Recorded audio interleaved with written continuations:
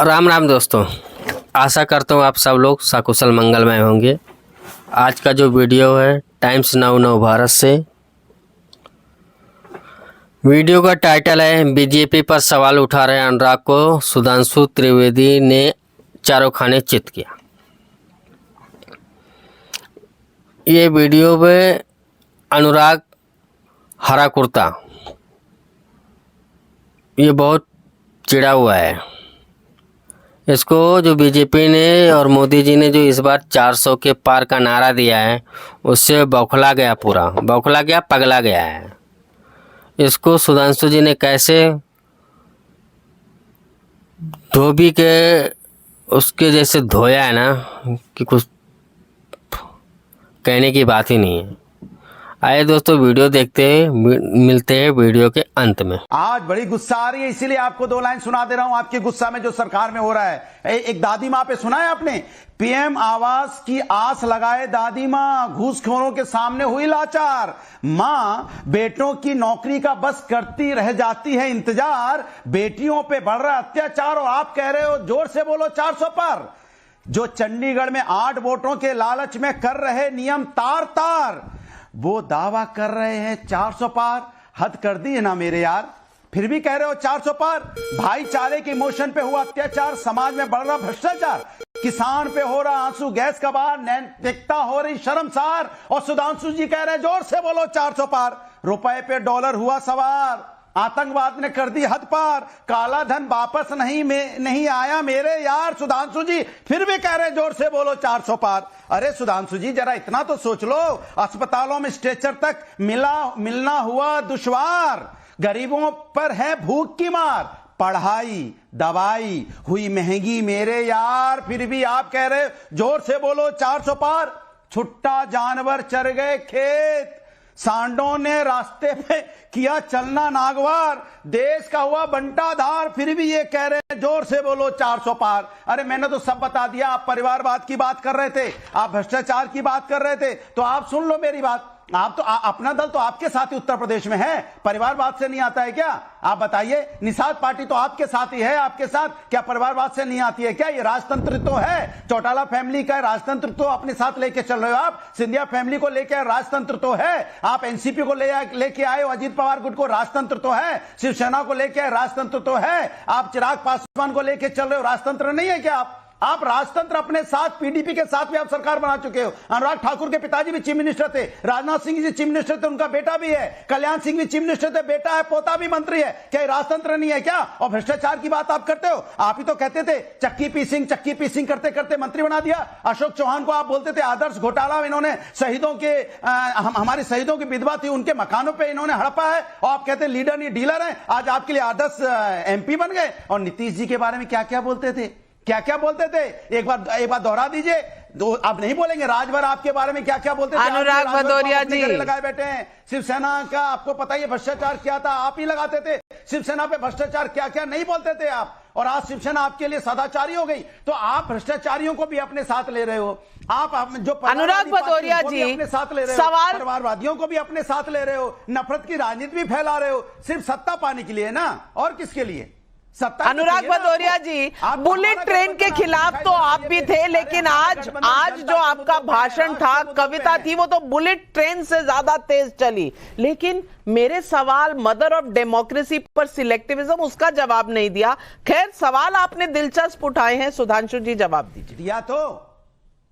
दिया तो मैं संक्षेप में जवाब दे कि भाई ये बोले ना चंडीगढ़ में क्या हमारा एक राष्ट्रीय अध्यक्ष बताइए जिसका बेटा या बेटी राष्ट्रीय अध्यक्ष बना हो, एक सीएम बताइए जिसका बेटा या बेटी उसके हटने के बाद सीधे सीएम बना हो। और ये जब से इनकी पार्टी बनी है 34 सालों से एक कोई उदाहरण बता दे जब परिवार के बाहर राष्ट्रीय अध्यक्ष या सीएम का पद गया हो।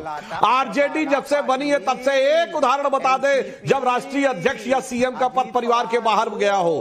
कांग्रेस जब से बनी है बता दीजिए जब सत्ता का सूत्र उसके बाहर गया हो। डीएमके जब से बनी है तो बता दीजिए कब बाहर गया हो। हवा में नहीं बोला मान्यवर, परिवारवाद और परिवार में यह समझ होना चाहिए। और मैं आपको बताना चाहता हूं, जो आप पर्चा पढ़ रहे थे ना, ये पर्चा लगता अपने जमाने का पढ़ रहे थे, इसीलिए बीच में डिस्टर्ब करना पड़ता है, क्योंकि फैक्ट सुनने की आदत आपको नहीं है। क्योंकि हम इसलिए कह रहे हैं कि 400 पार। अब मेरी बात सुनिए, अब देखिए लगातार भाई क्या तरीका लगातार बोल रहे हैं भैया, भाई, क्या तरीका है अपने बोलने के बाद ये नॉन स्टॉप बोलते रहता है अनुराग आदमी भाई। भदौरिया जी, अनुराग भदौरिया जी, डेमोक्रेसी में अगर आपकी राइट है तो आपकी ड्यूटी भी है, और राइट सुधांशु जी के भी उतने ही हैं। अगर आपने सवाल उठाए तो जवाब सुनने की आपकी ड्यूटी है, और सुधांशु जी को जवाब देने का राइट है, आपको बीच में डिस्टर्ब करने का राइट नहीं है। इसीलिए आपका माइक डाउन। सुधांशु जी जवाब दीजिए।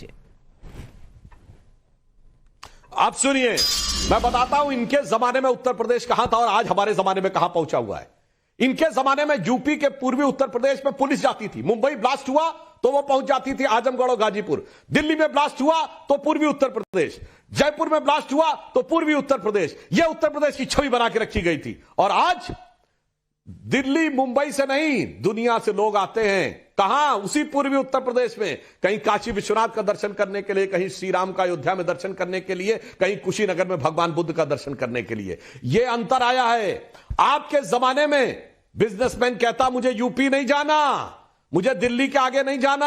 आज माफिया कहता मुझे यूपी नहीं जाना, मुख्तार अंसारी कहता मुझे पंजाब में रहना जहां कांग्रेस की सरकार है, पंजाब की जेल मुझे कबूल है, मगर यूपी में मुझे नहीं रहना है। आपकी सरकार के जमाने में यूपी में कट्टे बनने की बात आती थी, आज इंटरमीडिएट रेंज बैलिस्टिक मिसाइल बन रही है जो कि एक्सपोर्ट होने भी जा रही है, और फिलीपींस पहला देश है जो एक्सपोर्ट होने के लिए आ रहा है। 7 नए एयरपोर्ट बने हैं जनाब, पूर्वांचल एक्सप्रेसवे और वेस्टर्न एक्सप्रेसवे। अगर आप देखें तो जितने प्रकार के एक्सप्रेस बने हैं, और 1 ट्रिलियन इकोनॉमी बनने की तरफ जा रहा है। इतना तो खाली उत्तर प्रदेश में हुआ। और बात समझिए, महिलाओं के प्रति अपराध में कन्विक्शन रेट में उत्तर प्रदेश 76% पे है, जो नेशनल एवरेज से दूना है। और भाई डॉलर के पार की आप बात कर रहे हैं मेरे भाई, आपको पता है कि अमेरिका की ग्रोथ रेट क्या है?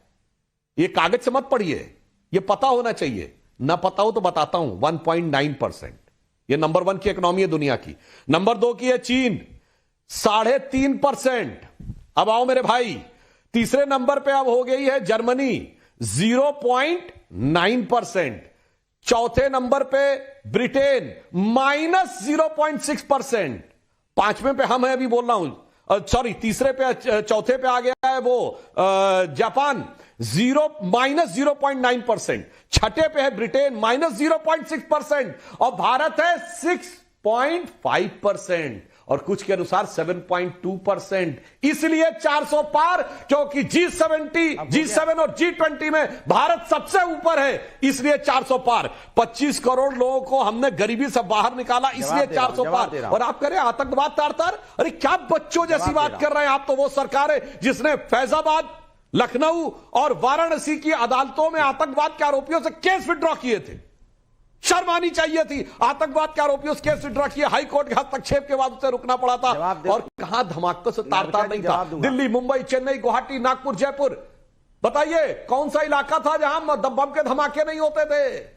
आज वो सीमित होकर दक्षिण कश्मीर के 4 जिलों में है, इसलिए 400 पार। एक जमाने में कोई आता था घुस के मार के चला जाता था, इंडिया सॉफ्ट स्टेट है। आज इंडिया जाता है घुस के मारता है, बालाकोट से लेके सर्जिकल स्ट्राइक तक, इसलिए 400 पार। और आपके जमाने में रामलला टेंट में ही नहीं थे। 2005 में आतंकवादी हमला हुआ था, वो तो भगवान का शुक्र था, रामलला की कृपा थी कि जो मूर्तियां रखी थी उसके नीचे का बम फटा नहीं। और आज रामलला भव्य मंदिर में विराजमान है, वो भी एक तपस्वी प्रधानमंत्री के द्वारा, इसलिए 400 पार मेरे भाई। और आपकी स्थिति क्या हो गई कि पिछली बार आपकी स्थिति क्या है? आपकी नेता है जया बच्चन, उनकी बहू को इस तरह शर्मसार करता है राहुल गांधी, और उसके बाद बोल नहीं पाते। बिल्कुल। सुधांशु जी ने कैसे हर एक कुत्ते को धोबी के जैसे पछाड़ा, और ये कुत्ते की वो दुश्मन जो कभी सीधे नहीं हो सकते।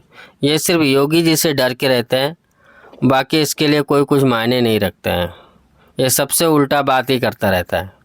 योगी जी के डर से ये करीब 3-4 महीने गायब था। अभी कुछ योगी जी से माफ़ी वगैरह मांग करके वापस चैनल में आने लगा है। और ये अखिलेश का खास चमचा है, तो दोस्तों वीडियो यहीं पे समाप्त करते हैं। जय हिंद, वंदे मातरम।